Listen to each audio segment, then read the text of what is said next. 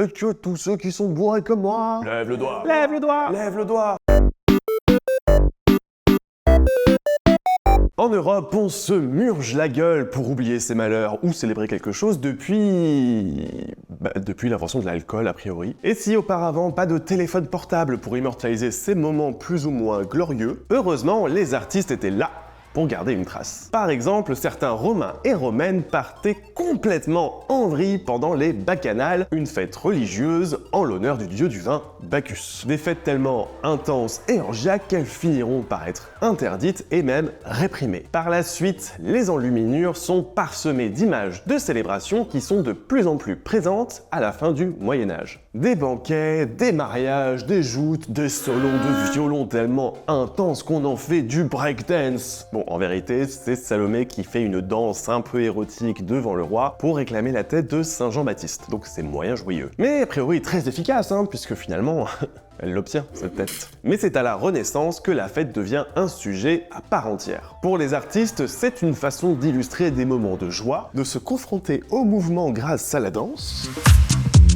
mais aussi, dans le cas de fêtes guindées, de faire étalage de son talent pour représenter des objets luxueux, des tenues prestigieuses, pour asseoir le pouvoir des puissants. Et à l'inverse, lorsque les peintres du Nord représentent les célébrations du peuple, c'est l'occasion d'entrer dans la danse et de laisser un témoignage des pratiques populaires. Pour ces peintres flamands, c'est aussi l'occasion de représentations caricaturales. Oula, on a bien fait de retirer l'alcool aux enfants. Et puis la fête, elle se pratique partout, dans les tavernes du XVIIe siècle avec des joueurs de luth et des diseuses de bonne aventure, ou dans les jardins comme avec les fêtes galantes du très rococo Watteau. Inspiré des fêtes vénitiennes, le décor est luxuriant, les tenues luxueuses, la noblesse délaisse Versailles après la mort de Louis XIV pour des maisons avec jardins un peu plus cosy. Au XIXe siècle, les bals et les cabarets se multiplient. Toulouse-Lautrec et d'autres artistes seront les témoins privilégiés de la fièvre qui s'empare de Paris et des jupons qui se soulèvent.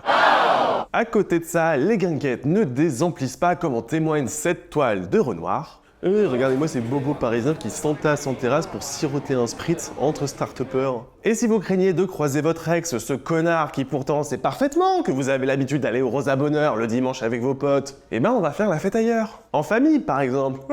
On trinque à quoi? Au rétablissement de ma cirrhose du foie. N'oubliez pas que sans alcool, la fête est plus folle. Mais que la fête est encore plus folle pendant les années folles. Sortie de la Première Guerre mondiale, un besoin de divertissement s'empare de Paris, tandis que la garçonne est à la mode sur fond de libération des femmes. Montmartre et Montparnasse sont le théâtre de soirées extravagantes, et les artistes sont aux premières loges pour croquer celles et ceux qui le font à pleines dents.